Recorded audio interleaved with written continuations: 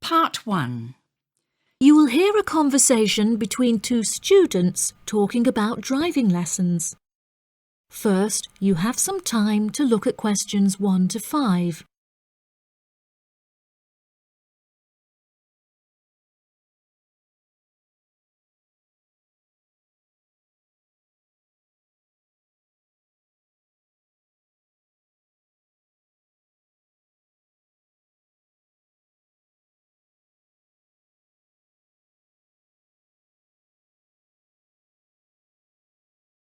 Listen carefully and answer questions 1 to 5.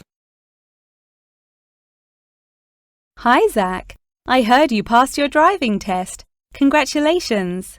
Thanks, Olivia. I passed just last week. It feels great to be independent and driving on my own. I really want to take driving lessons, but I haven't been able to find a driving school that will give lessons during the weekends, so that I don't have to miss any classes at college. The driving school that I used was brilliant and really flexible with their teaching hours. It's really close to the school. The address is 67 Kings Road. That's 67 King '(S) Road. Oh, that's perfect. I don't like the idea of driving around busy streets. Did your teacher make you drive in urban areas, or did he mainly teach you on roads in the countryside? My teacher said that I had to learn on both in order to become a good and experienced driver. We would start in the city centre and then drive north above the city. He sounds like a good teacher. Would you mind giving me his contact details so I can ask him for lessons? Of course. My mother's friend Daniel Smith referred me to him. His name is Alan Sutcliffe. Could you spell the surname, please? Sutcliffe.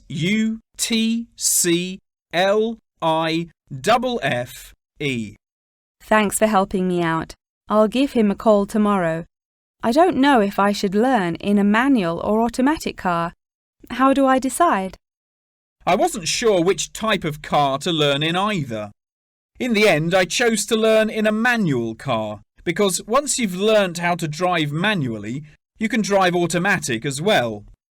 Most cars on the road are automatic nowadays. OK, I think I'll learn with a manual car too then. Hopefully the teacher will be able to give me lessons in the evenings after school. It would be much better if you take the lessons during the day. It will be far easier for you to learn when there is enough daylight to clearly see everything going on around you. But you need to be an experienced driver to drive safely at night. How frustrating. I was hoping I wouldn't have to take lessons during the weekends. You're right, though. Safety comes first. Before you hear the rest of the conversation, you have some time to look at questions 6 to 10.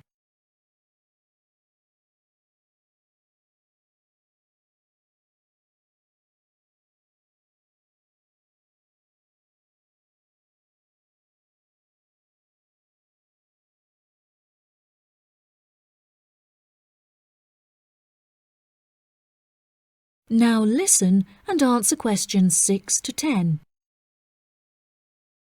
Speaking of safety, you should wait until summer to start learning. It's really difficult and dangerous to drive in the wind and rain as a learner, so you should definitely wait until the weather is sunny and dry. OK, that's perfect actually. It will give me some time to save up some money to pay for the lessons. Tell me about it. I had to work for months before I had enough money saved up. It was worth all the work when I finally got my driving licence, though. The whole process is so expensive. How much did it cost you in the end? Well, each half-hour lesson cost $30, and then the final test cost $50. In total, it cost me about $300. Gosh, it's pretty expensive. How did you find the test? Was it really difficult? No, it wasn't too bad, and the man was really calm and friendly. I knew that I would have to perform 2 parking manoeuvres during the test, so I practiced them a lot beforehand, and that really helped. The test used to last 40 minutes, but it changed a bit.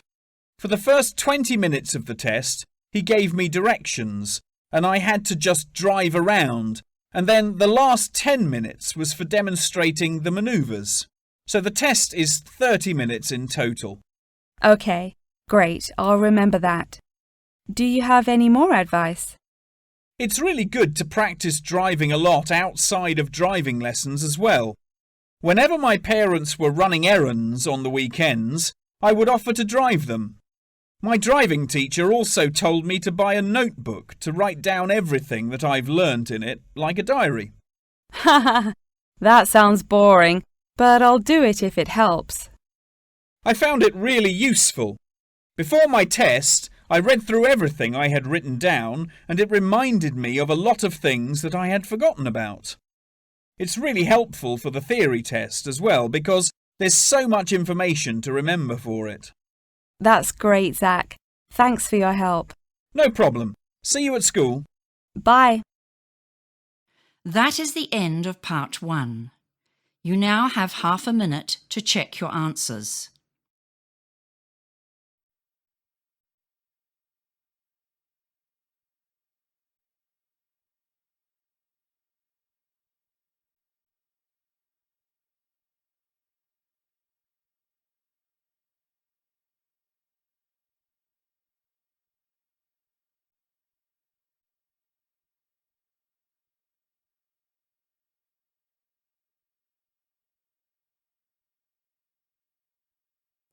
Now turn to part 2.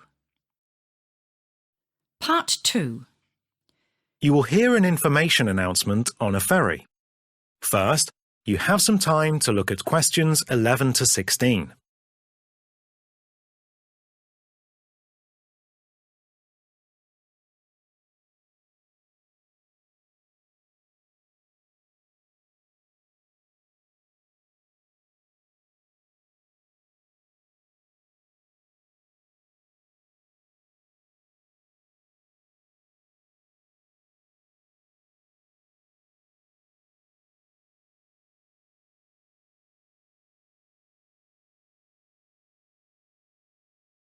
Now listen carefully and answer questions 11 to 16.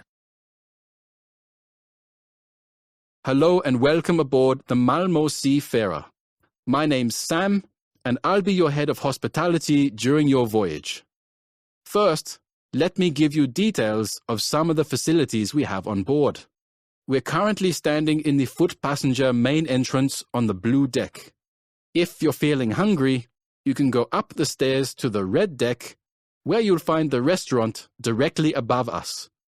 Meal times are very busy, so to avoid the queues, we recommend that you reserve a table at reception, which is on this deck, just along from the main entrance. For those of you looking for some entertainment while you're on board, we'll be screening a variety of films throughout the voyage. Our 60-seater cinema is on the green deck on the opposite side of the ship to the cabins. If you need to keep the kids entertained, then feel free to drop them off at our kids' play area, which is just down the stairs from the bar. The area comes equipped with an indoor playground and an arcade with all the latest video games. Shopaholics should check out our shop zone, which is just next door to where we are now, towards the bow of the ship. Everything on sale is duty-free. Anyone wanting to relax should head to the top level of the boat, where you can find our open-air sun lounge just next to the bar. Don't worry if the sun hides away during our journey. There are lots of heaters to keep you warm when it's chilly. Towards the stern on this deck, you'll find the observation platform. A great place to take in the stunning views during our journey. However, make sure you wrap up in a warm coat, as it can get pretty windy on a day like today, and there's no heating on the platform.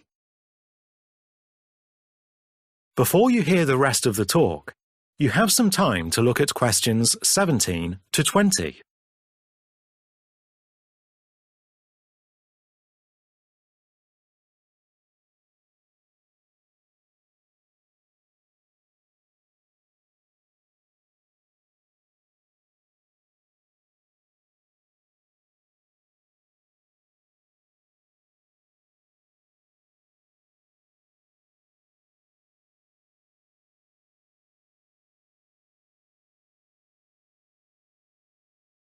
Now listen and answer questions 17 to 20. Okay, so let me give you some details of our voyage. The journey will be approximately 11 hours long. We'll be leaving the port of Malmö at 10 a.m. and we're scheduled to reach our destination of Rostock at 9 in the evening. For those of you continuing your travels by train, you'll have plenty of time to make your connection as the trains from Rostock run until 12 a.m. or midnight. If you want to avoid the queues at the train station, you can buy your tickets in advance from the information desk here at the main entrance. All passengers on the Malmö Seafarer can get train tickets for 10% off.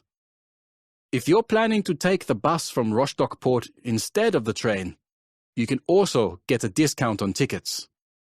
We don't sell bus tickets on board. But if you show your Seafarer boarding pass to the driver when you get on the bus in Rostock, you'll be able to pay a reduced fare. There are also lots of other services available here from the information desk. If you'd like to book one of our cabins for the duration of the voyage, or if you'd like to upgrade a standard cabin to a first-class one, come and speak to us. You can also book a guided tour of the ferry for just €7.99 and pick up a map of Rostock and the surrounding area free of charge. For those of you who need to check your email or work remotely during our journey, the cabins have a Wi-Fi connection that you can log into. Alternatively, feel free to make use of our communal office space on the same deck, where there are desks available for all passengers. That is the end of part 2. You now have half a minute to check your answers.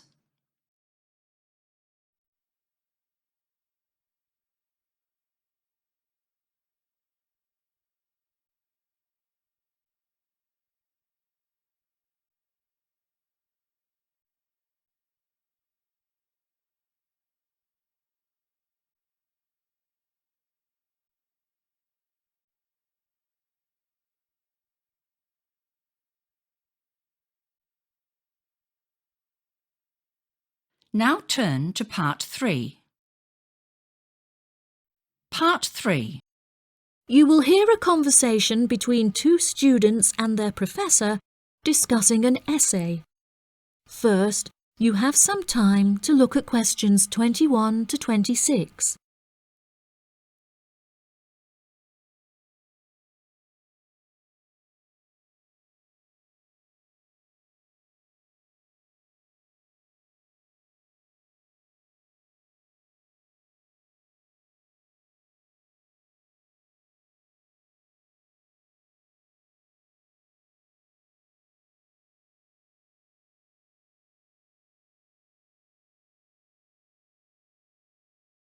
Now listen carefully and answer questions 21 to 26. For next week, I'd like you to undertake a piece of research in preparation for writing your final essay. In order to gain top marks, you must include a range of primary, secondary, and tertiary sources. Are there any questions? Yes, Professor, I have a question. We haven't yet covered how to undertake this sort of research in much depth, and I'm a little unsure of what you want us to do. In telling us to include primary sources, do you mean you want us to design and distribute a questionnaire, analysing the results? You could design a questionnaire, but you'll soon find that distributing a questionnaire on such a large scale is somewhat troublesome. We couldn't possibly expect you to do it effectively as an individual university student without the necessary resources. No, ideally, I would like you to form 1 or 2 focus groups and interview them. This will provide you with a more qualitative approach. If your strengths lie in mathematics, please by all means take a more quantitative approach, but this will be more strenuous and time-consuming and isn't entirely necessary for the purpose of this study. Professor, you haven't told us what our project is about. Do we get to choose our own topic based on the previous study? No, I'm afraid not. This will be a strictly Australian study. However, you can choose which angle you'd like to take, so long as it remains within the realm of anthropology. Does anyone have any questions specifically about the formation of the focus groups? I'd had several emails about this, and I'd like to address it now. My study is related to growing up in Australia and the question of nature versus nurture. I've gathered more than 200 school children who would be happy to participate in a focus group. Do you think we'll need to include that many participants in a focus group? Blimey, Douglas, well done for finding that many willing children, but you definitely don't need that many for the study you're going to undertake. I'd say you need no more than 5 children per group, and no more than 3 groups, so 15 children altogether. You definitely need to control the group size in order to generate a meaningful dialogue. OK, if it's useful, I'll try and do it. I appreciate your enthusiasm for the project, but there are plenty of different ways to gather data, and I'm sure that if you look hard enough, you'll find someone who has conducted almost the exact same research in the past. My advice for you is don't be too ambitious and try to include as much information about various people or sectors. For those who haven't ever collected original data before, what do you suggest we do? I would suggest that you read accounts from other people who have undertaken such research to see what advice they can give. I would also encourage you to read Chapter 8 in the course textbook, which should give you a good introduction to collecting data. Moreover, you should try to practice using the data table provided in your course handbook. By now, you should have read at least 6 or 7 books giving quite detailed instruction on how to go about collecting data. Professor, I don't know about everyone else, but I'm having trouble reading the books. I had a really big assignment for another course, and I've been spending all my time on that.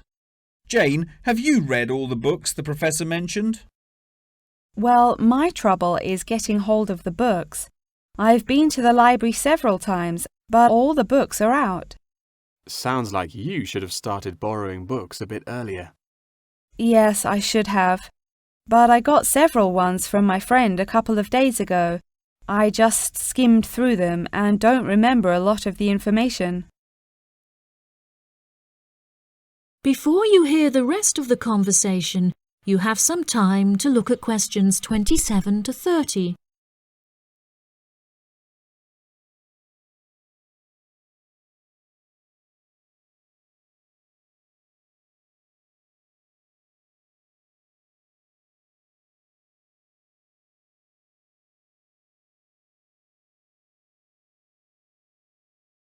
Now listen and answer questions 27 to 30. But now let's look at these things. We'll need to start thinking about which ones we'll definitely want to do for the project. OK, the first one here is the final report. If you like, we can work together on the research and data collection side of the project and doing the final write-up. Cool, that sounds good. I'm not sure how much I'd be able to contribute considering I haven't had a chance to read the course material, but I should be able to prepare some sheets and a list of questions that can be used during the focus group sessions. That sounds appropriate. I think so too. Do you think we'll need to write a letter to send to the participants, telling them the time and place for the interviews? Positive. I can take care of that. Well, that's great. I should also include a document for them to sign saying that they're happy to be voice recorded. Oh yes, of course, I forgot about the transcript. That'll likely be a big job, so let's do half each. I'll do one of the groups and you can do the other, OK? Sounds like a plan. That is the end of part 3. You now have half a minute to check your answers.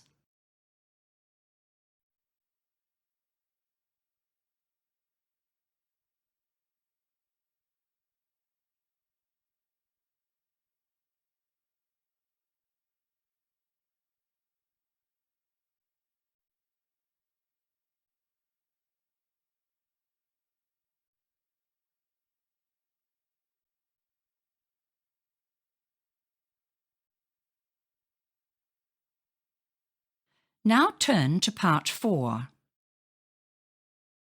Part 4. You're going to hear a talk about ecological functions of forests. You now have some time to read questions 31 to 40.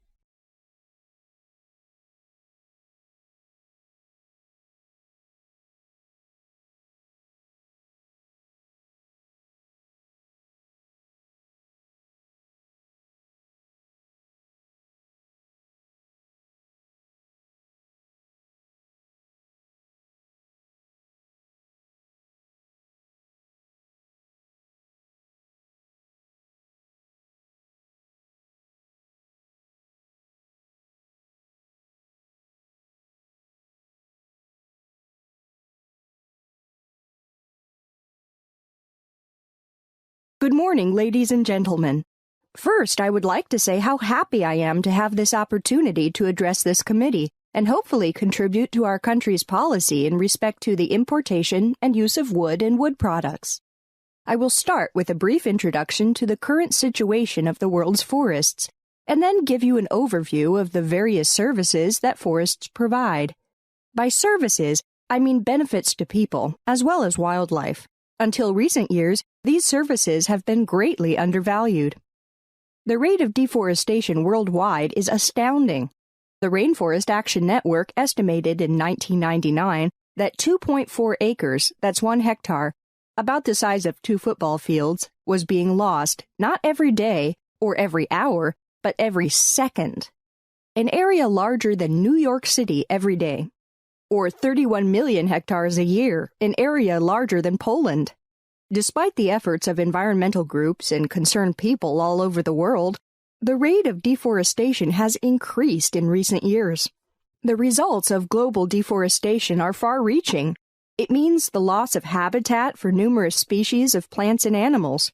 It is a major factor in the warnings from scientists worldwide that, if mankind does not change how we treat our planet, 50% of species could be extinct by the middle of this century. I am sure you all know what this loss of biodiversity would mean for us humans. The loss of genetic resources would seriously threaten our food security. For example, to maintain resistance to pests and diseases, our major cereal crops, rice, corn, and wheat, need to have genes introduced from wild relatives every few years. And who knows what new medicines we would be losing, especially with the destruction of tropical forests, which, like coral reefs and wetlands, are especially rich in biodiversity. And then there's global warming, a problem that threatens the very existence of civilization, but one which, with the exception of some northern European countries, is not treated with the urgency it deserves. Forests are important carbon sinks, taking in atmospheric carbon dioxide and storing it in their wood and the soil. Moreover, they are mostly destroyed by logging and fire. Burning releases carbon dioxide, and decaying vegetation releases methane into the atmosphere. These are both major greenhouse gases. It is estimated that 1/3 of the increasing levels of carbon dioxide and methane in the atmosphere come from deforestation. In addition, healthy forests and the soil under them that they protect store water when it rains and slowly release it during dry seasons.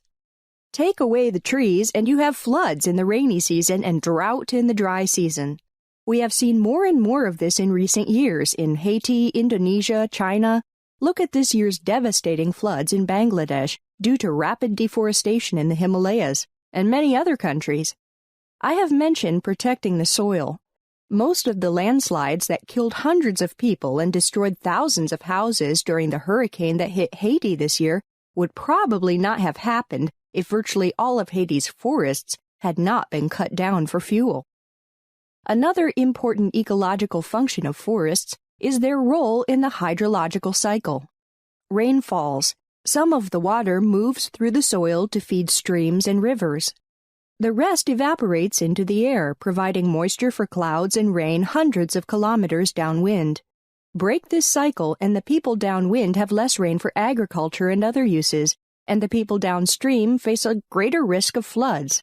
This effect is now seen very clearly in the Amazon, Central Africa, and elsewhere. And we must not forget coral. Coral reefs are essential habitat for countless thousands of fish and other marine species. Over 50% of these important parts, important economically, not just beautiful things to look at, of the marine ecosystem are now damaged. The main reasons are warmer seawater, chemical pollution, and dynamite fishing, but eroded soil from deforested land that runs into the sea is another. Corals need clean water to survive. Without this, they die. So does the marine life that depends on them, and the fishermen end up with no fish and no income. And we must not forget the many millions of people who depend on healthy forests for their living. Many of these people, tribes in the Amazon for example, have lived in harmony with the forests for thousands of years. When their jungle home is destroyed, they all too often end up as marginal people in the slums of big cities. And for us rich people, the forest environment provides us with wonderful opportunities for ecotourism, hiking, camping, bird watching, and other outdoor activities. Before we stop for coffee, I would say just one more thing.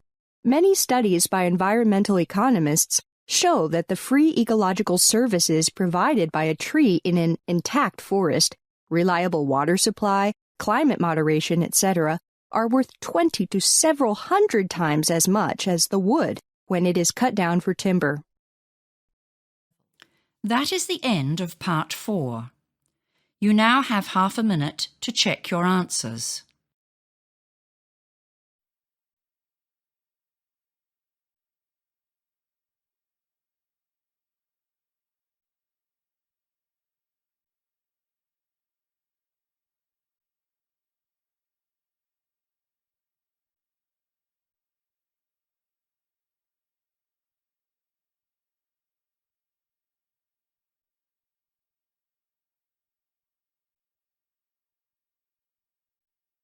That is the end of the listening test.